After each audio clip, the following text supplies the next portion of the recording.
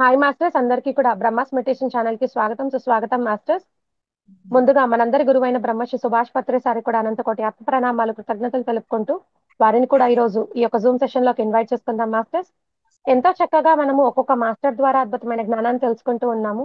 ఈ రోజు మనతో పద్మావతి మేడం గారు మన ఒక జూమ్ సెషన్ కి విచ్చేసి ఉన్నారు మాస్టర్స్. ధ్యానం తర్వాత ఎంత మార్పు అనేది ఒక మేడం ఒక జీవితంలో అయిందో, ఆ ఒక ధ్యాన జీవితం ఎలా ఉందో, ఆ ధ్యాన అనుభవాలు మనతో పంచుకునే దానికి మనకు జూమ్ సెషన్ కి విచ్చేసి ఉన్నారు.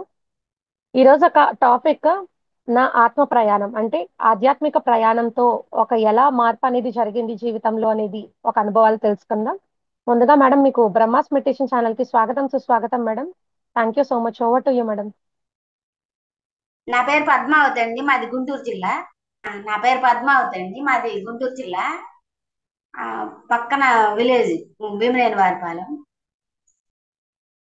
నాకు చిన్న చిన్న ప్రాబ్లం నుండి ధ్యానంలోకి వచ్చాను. నేను ఫోన్ చూసి ఇదేదో బాగుంది అని ధ్యానంలోకి వచ్చిన తర్వాత మొదటి రోజు నుంచి చక్కగా కూర్చోగలుగుతున్నాను. మామూలుగా ఏమన్నా తీసుకొచ్చి కూర్చోబెడితే 20 నిమిషాలు కూర్చున్న తర్వాత నొప్పులుగా నేను పైకి లేసేవాళ్ళు. నేను మొదటి రోజు నుంచి కూడా అదే రోజు 3 గంటలు చేశాను నేను. పొద్దున పూట గంట, మధ్యాహ్నం గంట, సాయంత్రం గంట, 3 రోజులు. 3 రోజులకి బాగా కుదిరింది, చక్కగా కూర్చోగలుగుతున్నా. ఇదేదో బాగుంది అనిపించింది. వారం రోజులు చేసేసరికి ఉమ్, ఒకేసారి 3 గంటలు కూడా కూర్చోగలిగా. చాలా బాగుంది అనిపించింది. ఆరోగ్యం బాగుంది అనిపించింది. నొప్పులు తగ్గినాయి. అడుపులో నొప్పి ఇంకా ఏ ఉండే బాధలు అవన్నీ తగ్గినాయి. నాకు ధ్యానం ఎప్పుడైతే మొదలు పెట్టానో అప్పటి నుంచి కొద్దిగా నాలో మార్పు కనపడింది. చాలా బాగుంది అనిపించింది. అప్పటి నుంచి అందరికి చెప్పడం మొదలు పెట్టా. మొదట్లో ఏం లేదులే కానీ తర్వాత చాలా బాగా చేయటం నేర్చుకున్నారంటే అది వదలకూడదు అనేటట్టుగా ఉంటుంది ధ్యానం అంటే. అట్లా ధ్యానం మొదలైంది. మేము ముగ్గురం సంతానం అండి, మా అమ్మకి నాన్నకి. ఇద్దరు పుట్టాక నాన్నగారు నన్ను వద్దనేసారు. ఇంకా మూడో సంతానం ఎందుకులే, ఇద్దరు చాలులే అంటే మా అమ్మ ఏం మాట్లాడలేదు. ఇంకా మా అమ్మమ్మ వచ్చి అమ్మాయి పుడితే నేను పెంచుతా, అబ్బాయి పుడితే మీరు తీసుకొని పెంచుకుందరు అని నన్ను రానిచ్చింది. చక్కగా అమ్మాయి పుట్టింది. అమ్మాయి పుట్టిన ఊరకే అన్నారు కానీ అమ్మమ్మకి ఇవ్వలేదు. అమ్మ నాన్న పెంచారు. అయితే వాళ్ళిద్దరి మీద కూడా బాగా చూసుకునేవాళ్ళు నన్నే. వాళ్ళిద్దరికన్నా కలర్ తక్కువ అయినా నన్నే ఎక్కువ బాగా చూసేవాళ్ళు. నేను పుట్టిన తర్వాత బాగా కలిసి రావడం అంతా బాగుంది అనిపించింది మా నాన్నకి. మా నాన్న నన్ను పెళ్ళి అయిన దాకా ఎత్తుకునేవాడు. పెళ్లికి ముందు నెల ముందు కూడా ఎత్తుకుంటే మా అమ్మ ఎత్తుకోకూడదు, వదిలే ఎత్తుకోవద్దు అనేది. అంత బాగా చూసేవాళ్ళు అనమాట. ఇంట్లో చిన్నదాని కాడ ఈ 10 సంవత్సరాలు అట్లా వచ్చేసరికి నాకు ఆ మా అన్నయ్య చనిపోయాడు. ఆ తెలీదు నాకు ఎందుకు చనిపోయింది అదంతా. కలిపేయి ఎందుకు చనిపోయింది తెలీదు. మా అన్నయ్య చనిపోయాడు. మేమిద్దరం అమ్మాయిలిద్దరం మిగిలాం. బాగా చూసుకునేవాళ్ళు. ఆ ఇద్దరం పెద్ద అయిన తర్వాత పెళ్లి చేశారు, మక్కకు చేశారు. ఏ సంబంధం వచ్చినా చిన్న అమ్మాయిని ఇమ్మని అడిగేవాళ్ళు. చిన్న అమ్మాయిని ఇమ్మని అడిగితే మా నాన్న ఊర్లో ఎంతమంది అడిగినా ఇలా, పక్క ఊర్లో వాళ్ళు అడిగినా ఇలా, ఎవరిని అడిగినా ఇలా. మా రాజావారు నా కోసం ఉండి ఆయన నా కర్మలు తొలగించడానికి రెడీగా ఉంటే, ఇంతకంటే బాగా ఉన్నవాళ్ళు, బాగా చదువుకున్న వాళ్ళు ఎంతమంది అడిగినా ఈయన అన్నాడు.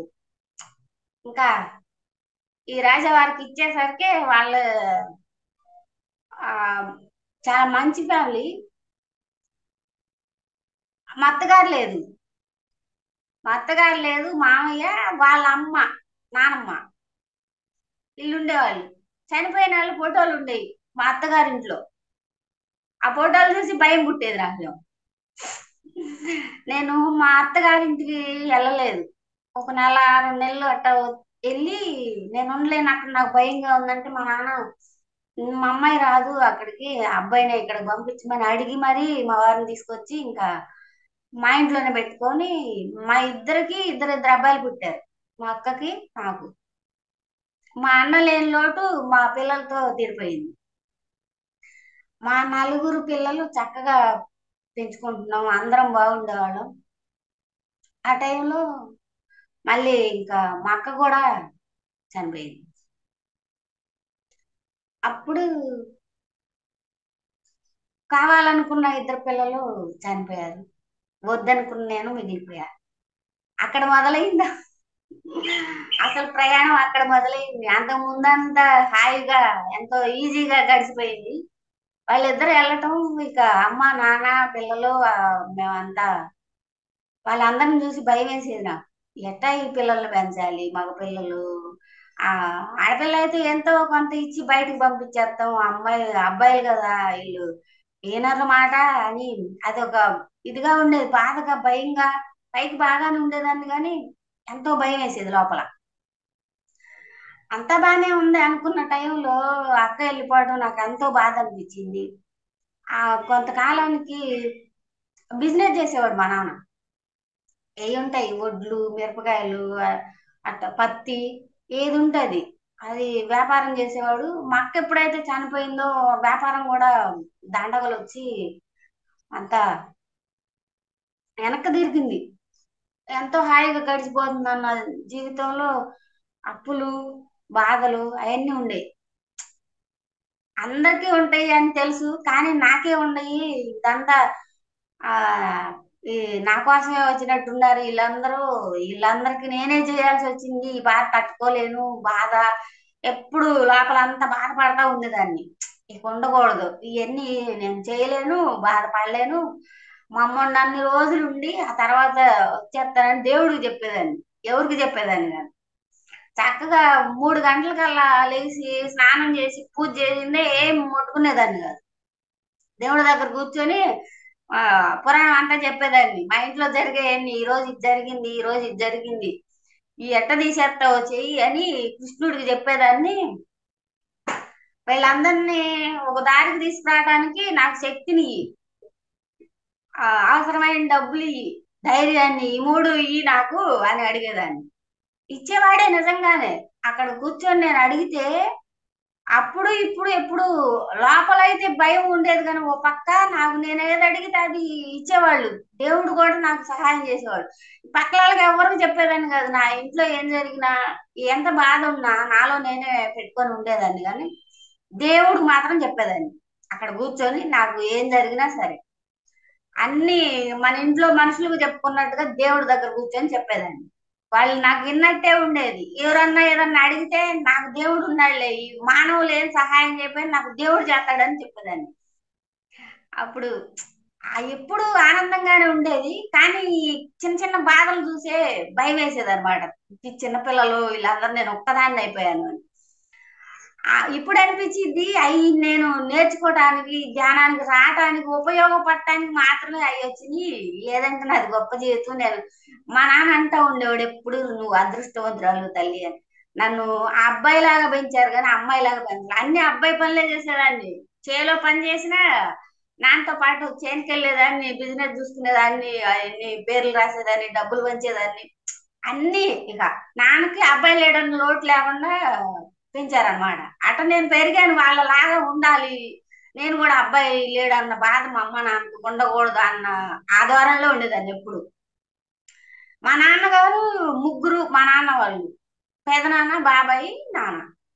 పెదనాన్న అనేవాడు అబ్బాయిలు లేరనేసి, ఆ అబ్బాయిలు లేరుగా అమ్మాయిలేగా వీళ్ళందరూ లోకులు అంటే బయట వాళ్ళు అన్న అర్థం ఆ మాటగా అనేవాడు.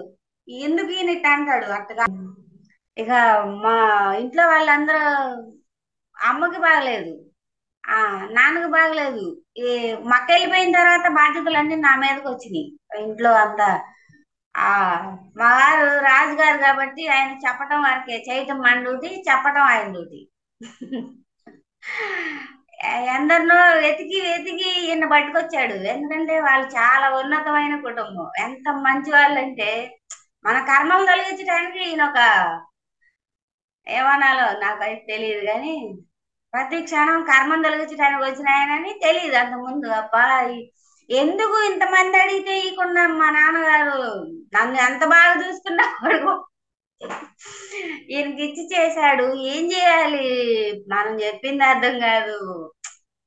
తనకు పట్టించుకోడు, ఏం చేయాలా అనుకుంటా ఉండేదాన్ని లోపల. ఎవరికైనా చెబితే నవ్వుతారు, కొన్ని చెప్పలేము. ఒక చిన్న పిల్లాడు ఉన్నాడు, మా చిన్న నలుగురిలో చిన్న అబ్బాయి. అమ్మ తర్వాత ఆ అబ్బాయి అన్నమాట నాకు. మా అమ్మ తర్వాత ఆ అబ్బాయి. ఆ అమ్మకి నేను ఎంత బాగా చూసుకునేదాన్ని ఆ అమ్మని, ఆ అబ్బాయి నన్ను అంత బాగా చూసుకుంటాడు. వాడికి అమ్మగా పుట్టడం నా అదృష్టం అనిపించింది. అప్పుడు ఇప్పుడు అమ్మ ఉన్నప్పుడు కూడా, ఇప్పుడైనా సరే నేను టైం లేక భోజనం చేయకపోతే స్పూన్ వేసుకొని తీసుకొచ్చి నా నోట్లో పెడతాడు. నువ్వు తిను, నీరసంగా ఉంటే పని చేయలేవు, పని చేయలేవు ఈ అని. రోజు దేవుణ్ణి అడిగేదాన్ని, నిజంగా ఆయనే పంపించాడేమో వీళ్ళందరినీ. అమ్మగారింటి కాడి నుంచి అమ్మాయి వెళ్తుంది. మామూలుగా అమ్మ వచ్చి అమ్మ పనులు చేసి పెడతా ఉంటది. అమ్మాయికి అమ్మ చేయాలి. మా ఇంట్లో రివర్స్ గా ఉండేది. నేను వెళ్ళి అక్క పిల్లలకి, అమ్మకి, నాన్నకి, మా ఇంటి అమ్మటే ఒక ఫ్యామిలీ ఉండేది, వాళ్ళ అమ్మ నేను కలిసి వెళ్ళేవాళ్ళం. ఆ అమ్మ వాళ్ళ ఇంటి అమ్మటే ఒక అమ్మాయికి అమ్మ చేయడానికి వెళ్తే, నేనేమో అమ్మ నాన్నకి పిల్లలకి చేయడానికి నేను వెళ్ళేదాన్ని. ఆ రివర్స్ లో ఉంది, ఎందుకు ఇట్టుంది అని బాధపడేదాన్ని, భయపడేదాన్ని. ఏం చేయాలి అసలు ఈ పిల్లలు ఎట్టా అని బాధపడేదాన్ని. ఆ టైంలో నేను ఏమనుకునేదాన్ని అంటే, ఎట్టన్నా సరే అమ్మ ఉండగా నేను వెళ్ళకూడదు. ఆమె కంటమే అట్టగానిందేమో నా పిల్లలు ఉండరని, మరి ఎట్టగానిందో నాకు కూడా చనిపోదాం అన్న ఆలోచనలు వస్తాయి. వచ్చినా సరే ఆమె ఉన్నంత కాలం నేను వెళ్ళకూడదు, అమ్మ నాన్న బాగా చూసుకోవాలి, అబ్బాయిల కన్నా ఎక్కువ చూసుకోవాలని అంత బాగా చూసేదాన్ని అనమాట. అట్లా చూసుకున్న తర్వాత కొంతకాలానికే మా నాన్న వెళ్ళిపోయాడు. నన్ను అమ్మాయి అనేవాడు కాదు, అయ్యా, చిన్నోడా అయ్యా అనేవాడు. అసలు ఆ పిలుపులో ఎంత ప్రేమ ఉంటుందో అలా, అందుకే నేను మర్చిపోలేకపోయా. ధ్యానంలోకి వచ్చాక మర్చిపోయా గాని, అంతకు ముందు వాళ్ళని వదిలిపెట్టి ఉండాలంటే ఎంత బాధ అనిపించేదో, ఇక పోతారు కావాలని. అసలు తిరుగుతా కూడా ఏడ్చేదాన్ని. అటు ఇటు తిరుగుతా కూడా ఏడ్చుకుంటూ తిరిగేదాన్ని, పిల్లలు చూడకుండా, మా ఇంట్లో వాళ్ళు చూడకుండా. ఆ తర్వాత వచ్చిన వాళ్ళే అందరు వెళ్ళిపోయారు, తాత వెళ్ళిపోయాడు, నాన్నమ్మ వెళ్ళిపోయింది, అందరు వెళ్ళారు కదా, అట్లా ఏడ్చుకుంటే ఎట్టా అని. మన పిల్లలు చదువుతుంటే, నా పిల్లాడు చదువుతుంటే అప్పుడు ఏడవకూడదు వాళ్ళ ముందలని వాళ్ళు చూడకుండా ఏడ్చేదాన్ని, ఏడ్చుకుంటా తిరిగేదాన్ని. అప్పుడు తెలీదు ఎన్ని మనం కర్మలో తెచ్చుకున్నాం అన్న ఇది లేదు. ఎప్పుడైతే నేను వెళ్ళిపోతాను, అమ్మ నాన్నలు ఉంటే చాలు అనుకునేదాన్ని, ఖచ్చితంగా 3 నెలలకి వెళ్ళిపోతుంది అనగా నేను ఫోన్లో చూసి ధ్యానం నేర్చుకున్నా. ఫోన్లో చూసి ధ్యానం సర్వరోగ నివారిణి, సకల భోగకారిణి, సత్యజ్ఞాన ప్రకాశిని అని రాసి ఉంది. టీవీ పెట్టి పిఎంసి చూసా. అప్పుడు దాంట్లో కూడా సార్ చెబుతున్నాడు, ధ్యానం చేయనివాడు చచ్చిపోయినాడు కింద లెక్క అని. అవన్నీ ధ్యానం అంత మంచిదై ఉంటది, లేకపోతే ఎందుకు చెబుతారు. ఒకళ్ళు అయితే అనుకోవచ్చు, ఆ ఛానల్ మొత్తం రోజంతా అదే చెబుతున్నారు కదా, చూద్దాం అయినా కళ్ళు మూసుకోవాలని. ఏ రోజైతే కళ్ళు మూసుకున్నానో ఆ రోజు ఇక అప్పుడు అనిపించింది, నేను నా శ్వాస ఉన్నంత కాలం ధ్యానం మాత్రం వదలకూడదు అని. అదే రోజు బయటకు వచ్చి ఒక ఆమెకు చెప్పా, ఇంటి పక్క ఆమెకి, అమ్మ నేను పొద్దున్న ధ్యానం చేసే ఎంత బాగుందంటే, భలే ఉంది, నువ్వు కూడా చేయన్న. అవన్నీ చాలా చూసామమ్మా, ధ్యానం అంటే మనం కూర్చోలేము అంది. ఇది చెప్పకూడదేమో ఒకవేళ మాట అంది కదా అని వదిలేసా, చెప్పటం వదిలేసా. అట్లా నేను ధ్యానంలోకి వచ్చాను అనమాట. వచ్చిన తర్వాత భలే అనిపించింది. వారం రోజులకే 3 కేజీలు బరువు తగ్గాను నేను ధ్యానం చేయటం వల్ల. అది భయం మళ్ళీ, అంటే స్టార్టింగ్ కాబట్టి ఎవరిని అడగాలో తెలియదు, మా ఊర్లో ఎవరు లేరు. ఒకళ్ళు ఇద్దరు ఉన్నారు కానీ తెలియదు అప్పుడు. ఏం చేయాలా అనుకుంటా వీడియోలో చూసేదాన్ని ఎక్కువ, అసలు ఈ ధ్యానం గురించి ఏం చెప్పారు, ఏంది అసలు ఈ కూర్చుండడం వల్ల ఏం జరిగిద్ది అని వీడియోలు వినేదాన్ని, టీవీ చూసేదాన్ని, తెలుసుకుందామని, ఇంకా ఇంకా తెలుసుకోవాలని. ఏ రోజు అయితే కూర్చున్నాను ఆ రోజు నుంచి అది ఒక రకమైన తపన, ఇంకా దీంట్లో ఏందో ఉంది తెలుసుకోవాలి, బాగా కూర్చోవాలి కూర్చోవాలని కూర్చునేదాన్ని. ఎప్పుడు ఖాళీ దొరికిందంటే కళ్ళు మూయటమే. అమ్మ పాలు చూసేదాన్ని, పిల్లలు కాలేజీకి వెళ్ళేవాళ్ళు, కళ్ళు మూయటమే. అసలు ఒక టైంలో ఏమనిపించిందంటే, వీళ్ళందరూ అడ్డం లేకుండా ఉంటే ఎప్పుడు కళ్ళు మూసుకొని కూర్చోవచ్చు కదా, ఏటన్నా వెళ్ళిపోయి కూర్చున్నాం అన్నంత అంత హాయిగా అనిపించింది నాకు. ఇంత ఆనందంగా ఉంది ఈ ధ్యానంలో. మరి ఇది కొంతమంది చెబితే వాళ్ళు కూడా, నేను ఎంతో బాధపడి భయపడిపోయేదాన్ని కదా, ఈ ధ్యానం నాకు బాగా అనిపించింది, బాగుంది, ఎట్టా ఈ బయటకు చెప్పాలా అని నేను లోపల అనుకునేదాన్ని. చాలా బాగుంది అనిపించింది. బుద్ధ పౌర్ణమి వచ్చినప్పుడు పైకి వెళ్ళి కూర్చునేదాన్ని. ఆ డాబా మీద కూర్చుని 9ంటికి కూర్చుంటే 12 1 గంట అయినా దిగొచ్చేదాన్ని కాదు. అట్ట మా వాళ్ళు వచ్చి ఇంకా చాలాసేపు కూర్చున్నావు రమ్మని తీసుకొచ్చేవాళ్ళు. అట్ట గంటలు గంటలు సమయం దొరికిందంటే చాలు ధ్యానమే. అట్ట కూర్చునేదాన్ని. ఒకసారి ఫస్ట్ లో మా అమ్మ చనిపోక ముందలే నన్ను చనిపోతున్నట్టుగా చూపించారు. పైకి వెళ్ళిపోతుందామా, ఆ 2 కాళ్ళు పట్టుకుని నేను కూడా ఏలాడుతున్నా ఆకాశంలో. అప్పుడు నన్ను వదిలిపెట్టి అమ్మ నేను ఉండలేనిక వెళ్తాను నేను అని వదిలిపెట్టమంటే, నేను వదలను నువ్వు లేకుండా నేను ఉండలేను అన్నా. అంటే అయినా సరే నేను ఉండలేనమ్మా ఇక ఈ భూమి మీద అని వదిలించుకుంది. కాళ్ళ నుంచి నన్ను కింద పడేసింది. ఆమె వెళ్ళిపోయింది పైకి. ఆమె ఉంది ఇంకా అప్పుడు మామూలుగా మంచంలో ఉంది. ఇంకా 5 6 రోజులు చనిపోతుంది. అప్పుడు ఇక ఏడవటం అన్నమాట. ఏం కూడా వెళ్ళిపోతే ఏం చేయాలి? అన్న, అక్క, నాన్న, అమ్మ, నేను 5గురు వచ్చాం. మాది తెనాలి దగ్గర పల్లెటూరు మాది. అక్కడ నుండి 5గురు వచ్చాం. 4గో ఆమె కూడా వెళ్ళిపోతే నేను ఒక్కదాన్నే కదా మిగిలేది. 6 నెలలు బతుకుదు అనుకున్న అమ్మ 4 సంవత్సరాలు బతుకుంది. ఆ మా వారిని చేసుకునేటప్పుడు వాళ్ళ ఇంట్లో అమ్మ లేదు కాబట్టి మన ఇంట్లో అబ్బాయి లేడు, మన అబ్బాయి లాగా ఉంచుకోవచ్చు, మన ఇంటికి తీసుకొచ్చుకొని అని చెప్పాడు మా నాన్న. ఆ మాట ప్రకారం మా వారు అమ్మని నాన్న తన అమ్మా నాన్న లాగా చూసుకున్నాడు. అంత చక్కగా హాస్పిటల్ నేను లేకపోయినా వెళ్ళి అక్కడ అడిగేవాళ్ళు, మీ అబ్బాయా అని అడిగేవాళ్ళు. అంత బాగా చూసుకున్నాడు. ఈ రాజుగారు అందుకే వచ్చి ఉంటాడు అని అనిపించేది అప్పుడు. అంత బాగా చూసుకున్నాడు అమ్మని నాన్న కూడా ఆయన. ఇక ధ్యానం బాగుంది. సార్ కనపడి చాలా బాగా కుదురుతుంది. 3 గంటలు కాదు, 4 గంటలు, ఎన్ని గంటలు అయినా సరే కదిలీకుండా ఉంటే ఎన్ని గంటలు కూర్చుంటానో నాకే తెలియదు. అక్కడ కూర్చుని పోవటం. అప్పుడు నాకు నెంబర్లుగా వినపడటం, మాటలు వినపడటం, కనిపించటం, మనుషులు అదే దేవతల్లాగా అట. సార్ కనపడి ఒక రోజు నువ్వు బాగా చేస్తున్నావు కాబట్టి అందరికి చెప్పమని అడిగాడు నన్ను. చెప్పమని అడిగితే అందరూ చెబితే ఒక ఆమె చెబితే నాకు తెలుసులే కానీ నేను చేయలేను అంది కదా, మరి వచ్చి కూర్చుంటారో లేదో అని నేను చెప్పలేదు. మళ్ళీ ఇంకో నెలకు మళ్ళీ కనపడ్డాడు. మళ్ళీ కనపడి మళ్ళీ అడిగాడు, చెప్పు నువ్వు ఇదంతా నువ్వు చక్కగా చేసుకుంటున్నావు కదా ధ్యానం అంటే. మాట్లాడలేదు, నేను మామూలుగా ఉన్నా. ఇక ఒకరోజు బట్టలు ఆరేసాను. దసరా ముసూరు రోజుల్లో చినుకులకి డాబా మీద బాగా తడిసింది. ఆ బట్టలన్నీ పట్టుకొని కిందకి దిగేటప్పుడు జారి కింద పడ్డా. కింద పడి కాలుకి చేతికి దెబ్బ తగిలింది. నేను పిలవకుండానే మా అబ్బాయి వచ్చి బట్టలన్నీ తీసుకున్నాడు. మేము తెచ్చేవాళ్ళం కదా వానలో నువ్వు ఎందుకు పైకి వచ్చిందని తీసుకొని కిందకు వచ్చాడు.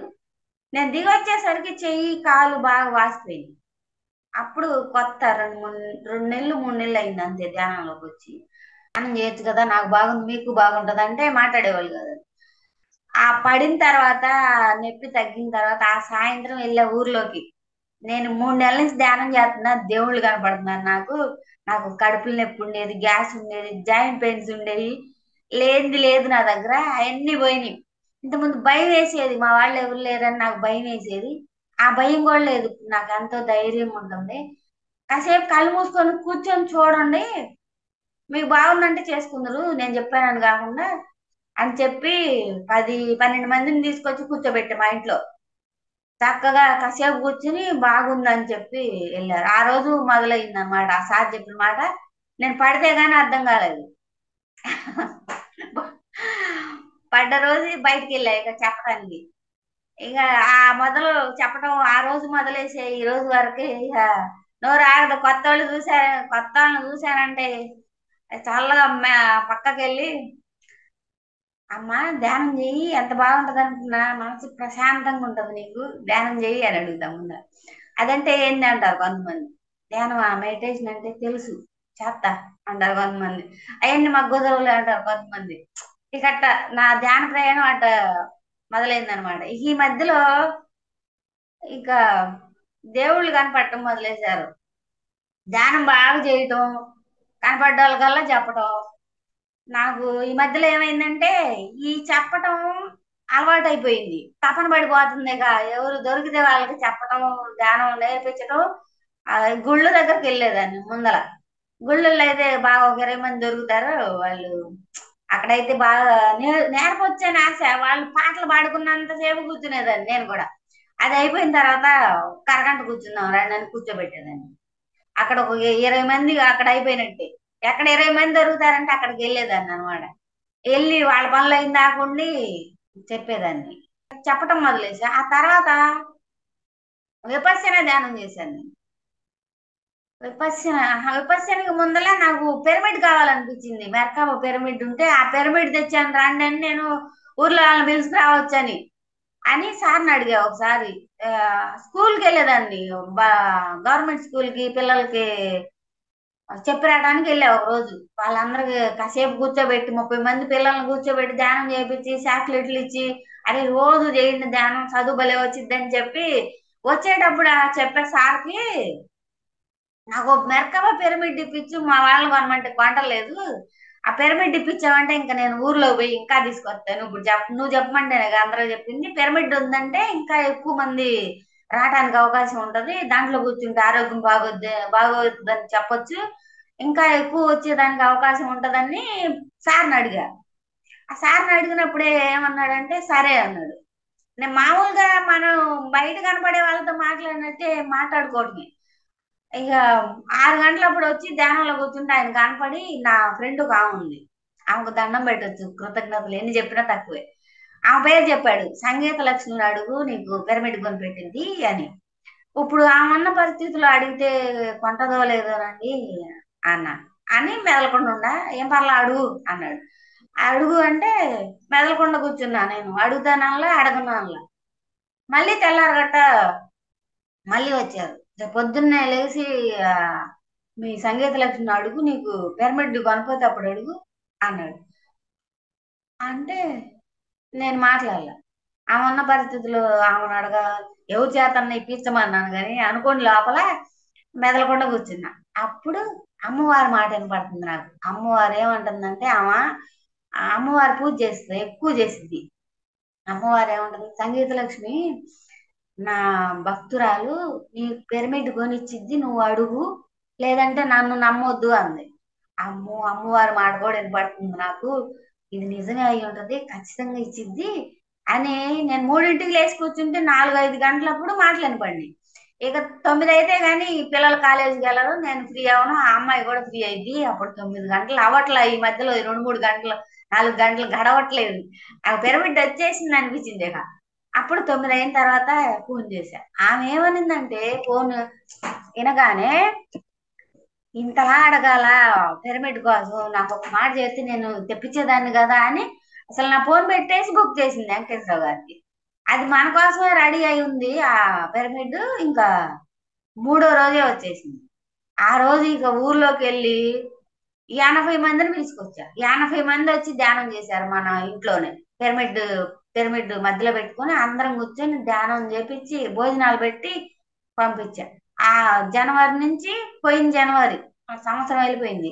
అప్పటి నుండి ఇక క్లాసులు పెట్టడం బయట నుంచి తీసుకొచ్చి మాస్టర్ని పిలిచి ఎవరినో ఒకరిని క్లాసులు పెట్టడం 15 రోజులకు ఒకసారి పౌర్ణానికి అమావాస్యకి క్లాసులు. ఇంకా మధ్యలో బయటికి వెళ్ళి నేను చెప్పొస్తా ఉండేదాన్ని అప్పుడప్పుడు. 10 మంది అక్కడ 10 మంది ఉన్నారంటే అక్కడికి ఆ బజార్కి వెళ్ళి 4-5 రోజుల ముందర వాళ్ళని కూర్చోబెట్టేది. అక్కడే వాళ్ళ దగ్గరలో పిరమిడ్ లో కూర్చుంటే బాగుంటది రమ్మని మళ్ళీ మన ఇంటికి తీసుకొచ్చేదాన్ని. అట్టా మొదటి సంవత్సరం 10 మంది అయ్యారు. రెండవ సంవత్సరం 30 మంది అయ్యారు ఊర్లో. ఇప్పుడు 3వ సంవత్సరం 100 మంది అయ్యారు. 100 మంది అయ్యారు. చాలా బాగుంది అనిపించింది ధ్యానం. విపස්සన చేయాలనిపించింది నాకు. 10 రోజులు అక్కడ నాగార్జున సాగర్ లో చేశాను విపස්සన.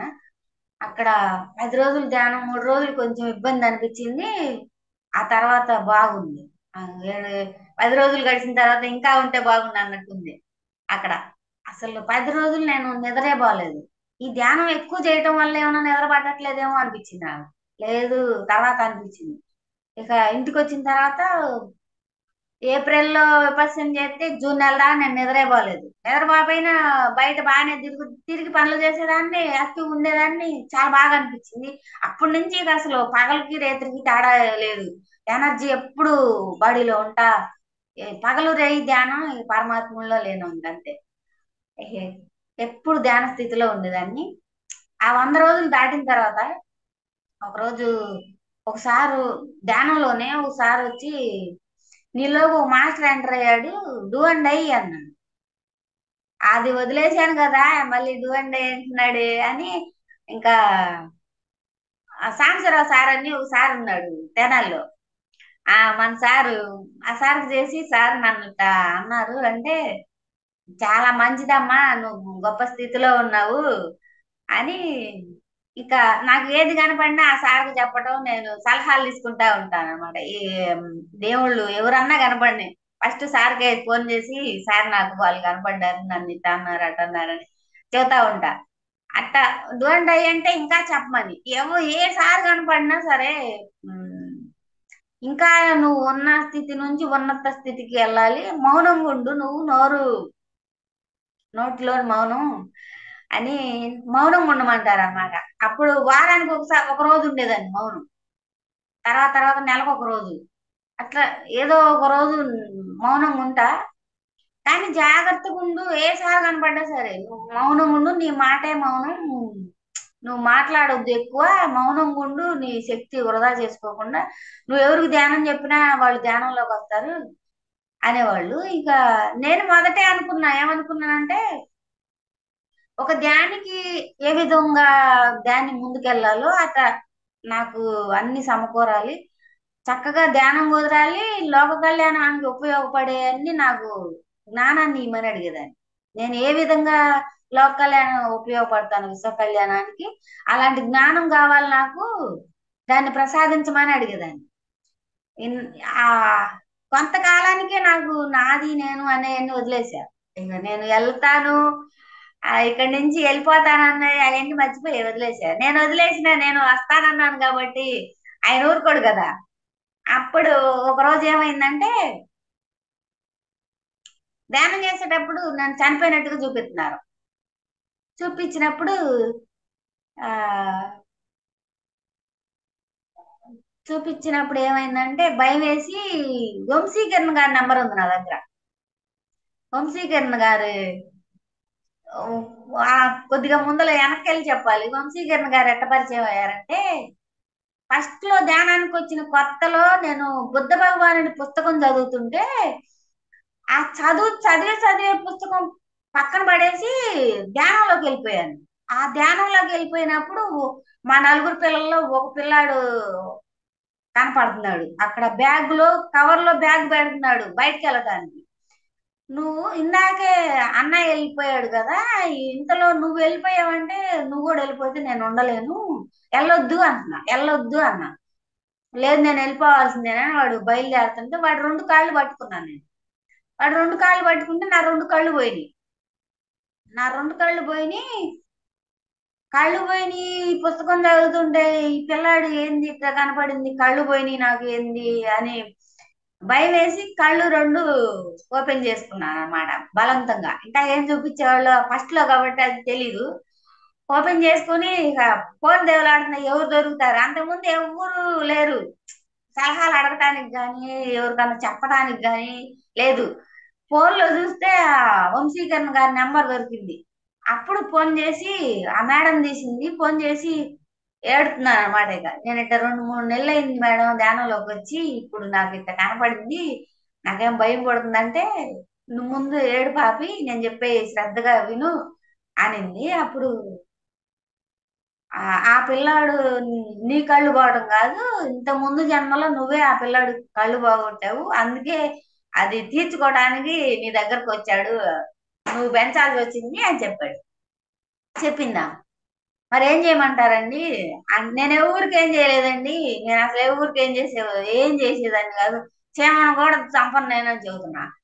ఇప్పుడు చంపపోతే ఏమమ్మా, ఇంత ముందు జన్మలో చేసి ఉంటావు, అందుకే ఆ పిల్లలు నీ దగ్గరకు వచ్చారు. పిల్లల్ని చూపించారు మేడం. ఆ పిల్లల్ని చూపించినప్పుడు ఎప్పుడు ఈ భయంతో ఉండే నాకు సరి చేసుకోవడం ప్రారంభించాను అన్నమాట. ఆ మేడం చెప్పడం 6 నెలలు గైడ్ చేసింది. నేను ఏది ఇప్పుడేమో సాంబశివరావు సార్ దొరికారు, అప్పుడేమో ఆ మేడం చెప్పేది ఏ రోజు ఏం జరిగినా సరే కాలు వచ్చినా ధ్యానంలో జరిగినా ఫోన్ చేసేదాన్ని పొద్దున్నే. నాకు ఇది కనపడింది అది కనపడింది అని చెబితే ఆమె చెబుతా ఉండేది. అట్ట మాట్లాడు ఇట్ట చెయ్యి అట్ట. ఒక 5-6 నెలలు నేను సంవత్సరం వచ్చేసరికి నాకు బ్రహ్మాండంగా నేనే సమాధానం కూడా చెబుతుంటే నవ్వి ఇంకా చాలా బ్రహ్మాండంగా చెబుతున్నావు కదా క్లాసులు మొదలయ్యి అనేసింది. కట్ట ఎవరిని అడగకుండా బయటికి వెళ్ళి చెప్పడం ధ్యానం చేసే వాళ్ళని దేవులు ఆడుకుంటా ఉండేదాన్ని. మా ఊర్లకల్లా వెళ్ళేదాన్ని. ఆ సార్ని తీసుకొని వెళ్ళేదాన్ని అప్పుడప్పుడు తీసుకెళ్లి క్లాసులు చెప్పిస్తా ఉండేదాన్ని. ఈ మధ్యలో ధ్యానం చేసేటప్పుడు నాకు పెన్ను చూశానంటే ధ్యానానికి మొదలైన ఎక్కడన్నా పెన్ను చూశానంటే రాయాలనిపించేది. ఏమి రాయాలో తెలియదు. ఎందుకు రాయాలనిపించేది ఒకసారి అడిగాను. పెన్ను చూడగానే నాకు రాయాలనిపిస్తుంది సార్ ఇప్పుడు ఈ మధ్య అంటే పెన్ను తీసుకొని ధ్యానం పెన్ను పుస్తకం పక్కన పెట్టుకొని నువ్వు ధ్యానం మొదలు పెట్టు. ఆ ఏం రాయాలనిపిస్తే అది రాయి అంటే పట్టుకొని రాశాను. నేనున్న నా జీవిత అనంతత్వంలో అంతా సవ్యంగా ఉంది, ఒకటిగా ఉంది, సంపూర్ణంగా ఉంది. అట్ట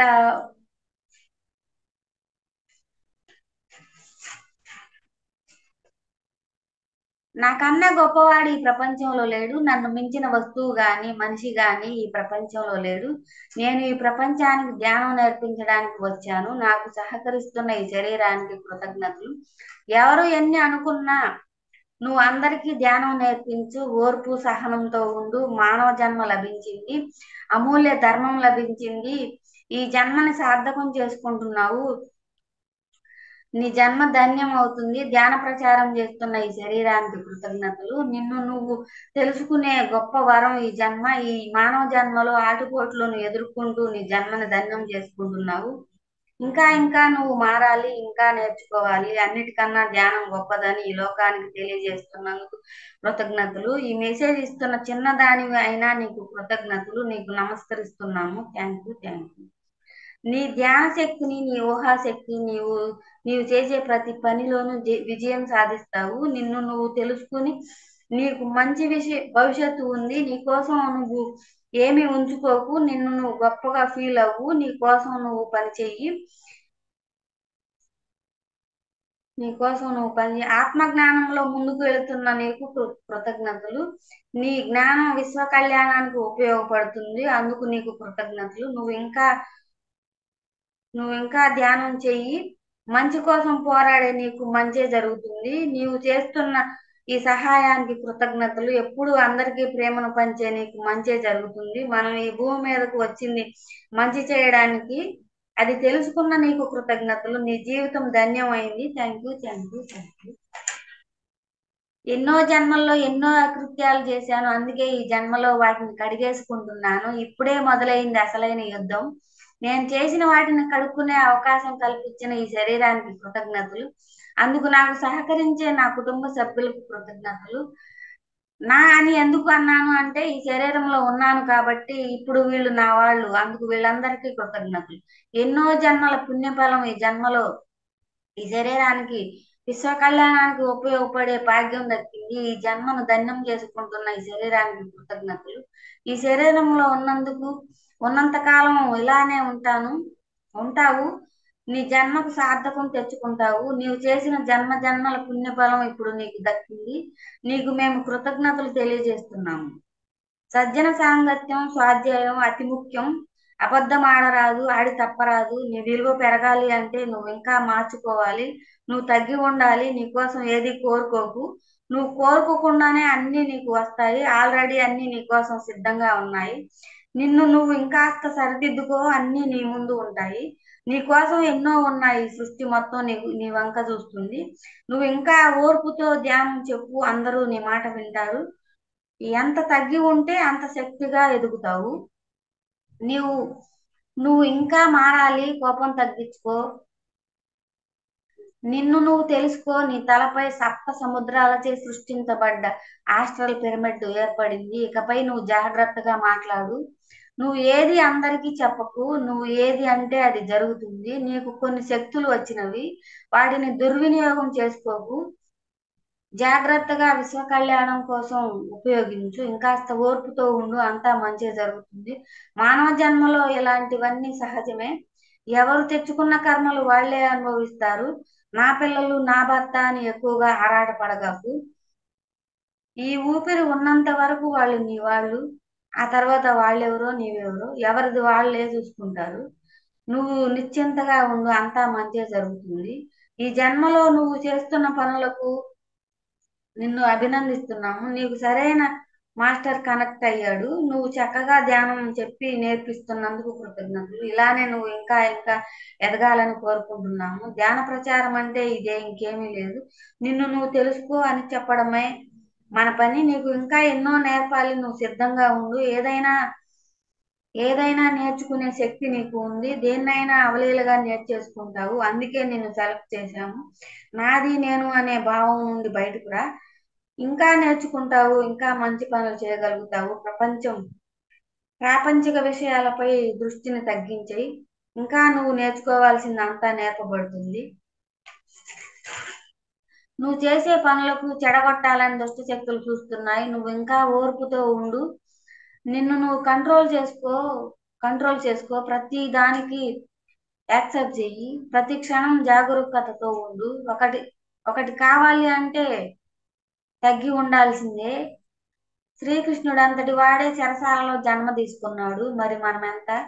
తల్లికి దూరంగా పెరిగాడు. మరి రాముడు తండ్రి మాటకు విలువనిచ్చి అడవులకు పోయాడు. మరి మనం ఎంత? అందరూ ఉండి కూడా ద్రౌపది ఎన్ని కష్టాలు పడింది. మరి మనం ఎంత? సీత ఎన్ని కష్టాలు పడింది. మరి మనం ఎంత? అర్థం చేసుకొని నిన్ను నువ్వు తెలుసుకో. ఆత్మ అంటే ఏమిటో అర్థం అవుతుంది. ఆత్మ ఒకటే సత్యమని తెలుస్తుంది. ఇంకా మార్చుకోవాలి. ఇక్కడ నీ కోసం ఏమీ లేదు. ఇదంతా అమ్ముల పద. ఇక్కడే పెనవేసుకుంటే చిక్కుకుపోతావు. అందుకే ఇంకాస్త ఓర్పుతో ఉండు. నువ్వు ఎంత సహనంతో ఉంటే అంత ఎదుగుతావు. నీ దివ్య జీవితం అర్థం అవుతుంది. నువ్వు ఎదిగిన కొద్దీ ఎరుకను పెంచుకో. సాధ్యమైనంత వరకు మౌనంగా ఉండు. మౌనమే అన్నిటికీ సమాధానం. ఇంకాస్త జాగ్రత్తగా ఉండు. ఎన్ని అవరోధాలు ఎదురైనా మొక్కవోని విశ్వాసంతో ఉండు. అన్ని సర్దుకుంటాయి. నువ్వు చేస్తున్న పనులకు, నీ పట్టుదలకు నీకు జోహార్లు. నీవు ఒంటరివని ఫీల్ అవ్వకు. నీకు మేమంతా అండగా ఉన్నాము. నువ్వు ఇంకాస్త ఓర్పుతో ఉండు. అంతా మంచి జరుగుతుంది. నువ్వు ఇంకా మారాలి. నేను నాది అనేది నీ నోటి నుండి నీ నోటి వెంట రానియకు. ప్రాపంచిక విషయాలు పట్టించుకోకు. నీతో నువ్వు ఉండు. నీకు నువ్వు సంపాదించుకున్న స్థితి అర్థం అవ్వాలి అంటే ఇంకా మౌనంగా ఉండు. ఎన్నో జన్మల పుణ్యఫలం ఈ ధ్యానం నీకు పరిచయం చేసింది. ధ్యానానికి అందరికీ చేస్తున్నందుకు దాన్ని అర్థాన్ని చెప్తున్నందుకు నీకు వందనం. నీ ఆత్మస్థితిని తెలుసుకోగలిగావు. నువ్వు ఈ ఊరికే ముద్దు బిడ్డవని చెబుతావు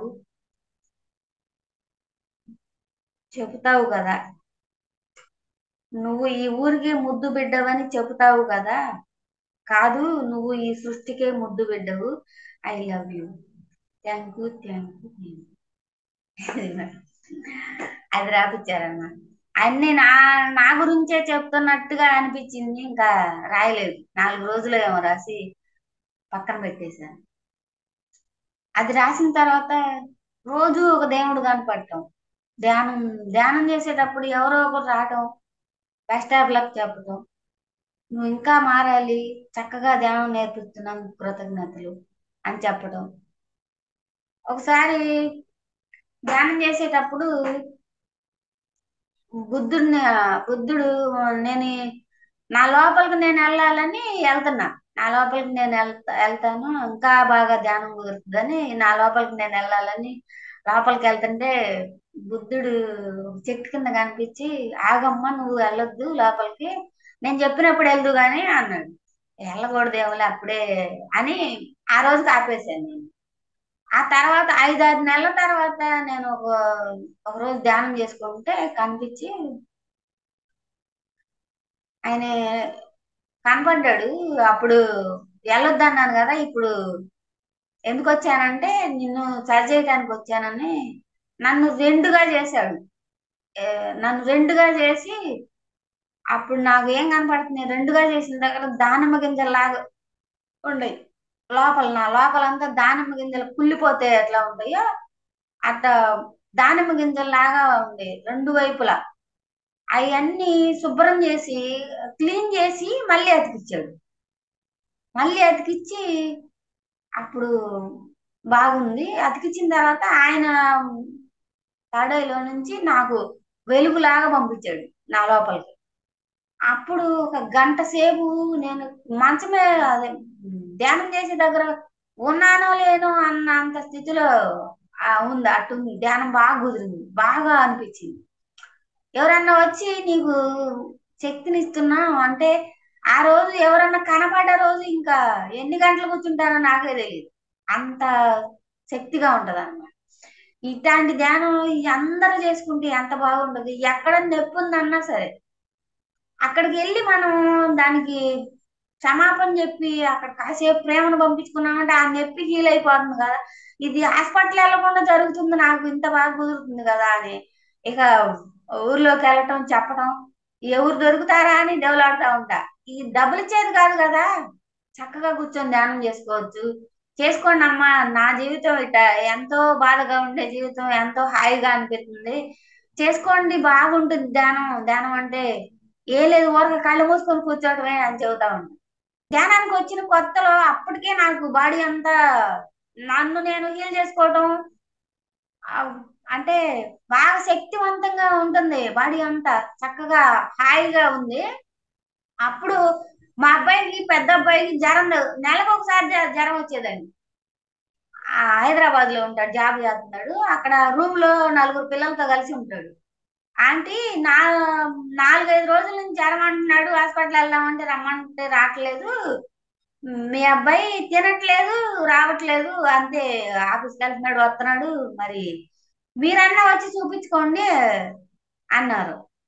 అంటే అప్పుడు ఆ రోజు అంతకు ముందు రోజు అంటే జ్వరం ఎక్కువగా ఉండి వాడు రెండు మూడు మూడు పూటలకు మూడు వేసుకోవాల్సింది అసలు ఎన్ని వేసుకున్నాడో వాడికి అర్థం కాలేదంట. పిల్లలు వేసుకుని నీరసంగా పడుకున్నాడు. ఆ, వాళ్ళు చెప్పారు అట్లో 4-5 బిళ్ళలు లేవు, మరి అన్ని వేసుకున్నాడో ఏమో, ఆ అబ్బాయి ఏమో పలకరిస్తే పలకట్లేదు అని చెప్పారు. ఏమై ఉంటదా అని హైదరాబాద్ 3 గంటల బండి ఉంటే వెళ్ళాము, ఇద్దరం, మా వారు నేను వెళ్ళాం. ఇక దారిలోనే నేను శక్తిని పంపించడం మొదలేశాను. మా అబ్బాయికి ఏం కాదు, నేను వెళ్ళేసరికి లేచి కూర్చోవాలని.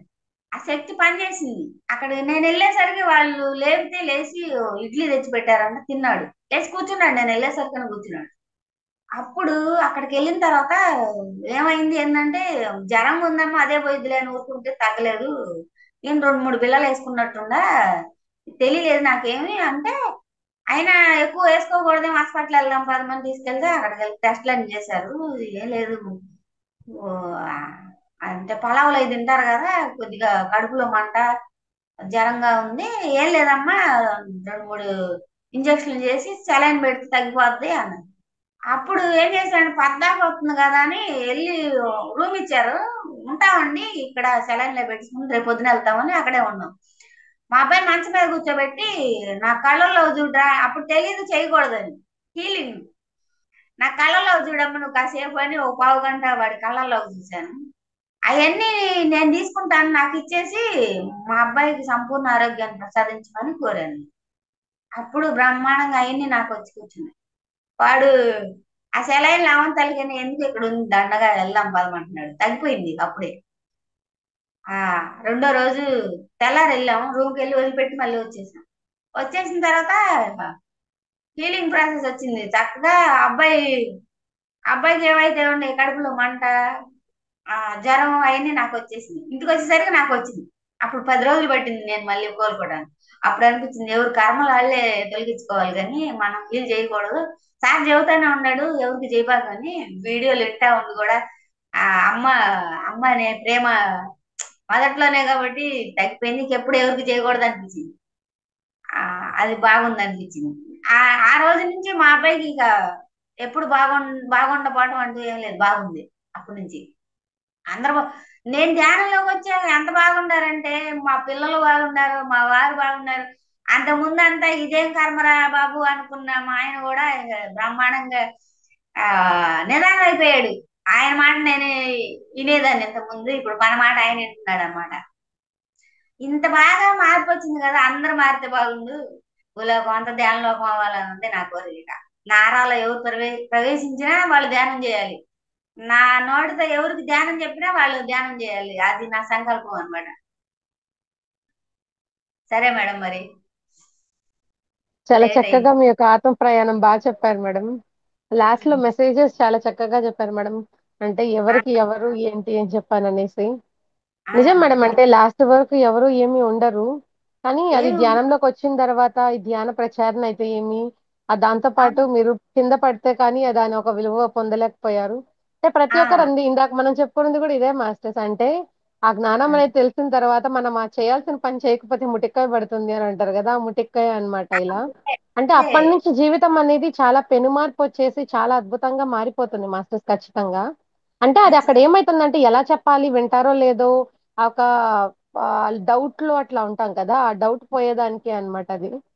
చాలా చక్కగా ఉమ్, మీ యొక్క ఆత్మ ప్రయాణం షేర్ చేసుకున్నారు మేడం. చాలా చాలా thanks madam. Thank you madam. ఉమ్, చూద్దాం మాస్టర్స్ ఇంకోసారి. అందరికి ఇక్కడ అన్మ్యూట్ ఇస్తున్నానండి. ఉమ్. మేడంతో మాట్లాడాలనుకునే వాళ్ళు మాట్లాడండి మాస్టర్స్.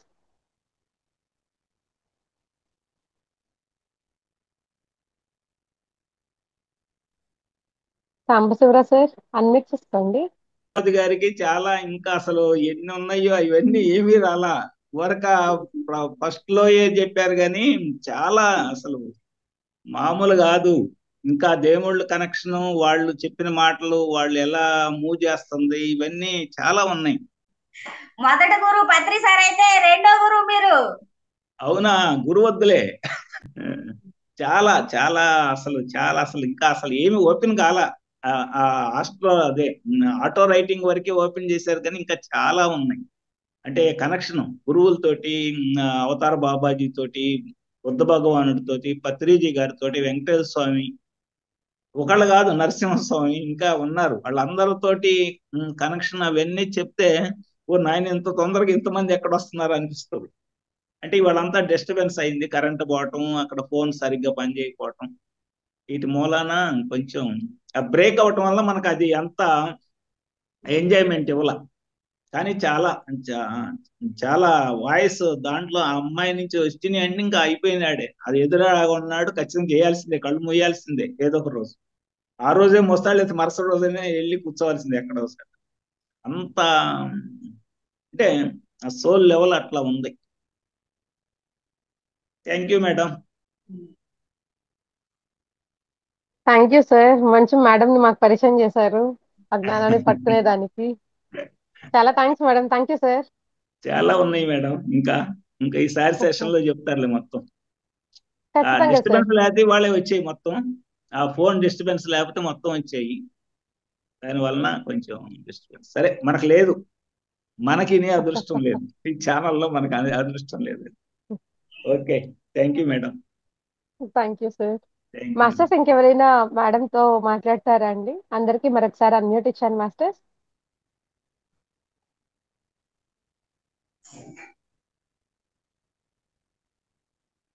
ఇందిరా మేడం అన్మ్యూట్ చేసుకొని మాట్లాడతారా? చాలా బాగుందమ్మా ఇవాళ క్లాస్. వినాలనిపించింది.